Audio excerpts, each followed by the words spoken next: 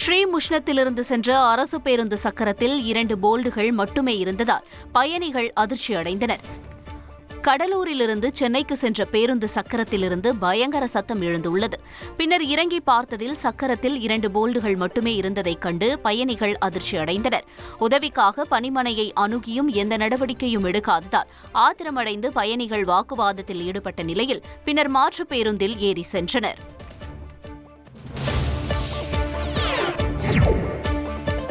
மதுரை கள்ளிக்குடி அருகே சாலையை கடக்க முயன்ற கார் மீது பேருந்து மோதியதில் தொழிலதிபர் பலியானார். மதுரை மாவட்டம் பீடி நகரைச் சேர்ந்த தொழிலதிபர் தங்கராஜ் தனது மனைவி வெங்கடேஸ்வரியுடன் காரில் விருதுநகர் சென்றுவிட்டு வீடு திரும்பிக் கொண்டிருந்தார். அப்போது திருநெல்வேலி நோக்கி சென்ற அரசு பேருந்து கார் மீது மோதி விபத்திற்குள்ளானது. இதில் தங்கராஜ் சம்பவ இடத்திலேயே பலியான நிலையில் 5 பேர் படுகாயமடைந்தனர். தகவல் அறிந்து சென்ற போலீசார் உடலை மீட்டு பிரேத பரிசோதனைக்கு அனுப்பி வைத்தனர். செய்திகளை உடனுக்குடன் தெரிந்து கொள்ள உடனே சப்ஸ்கிரைப் பண்ணுங்க.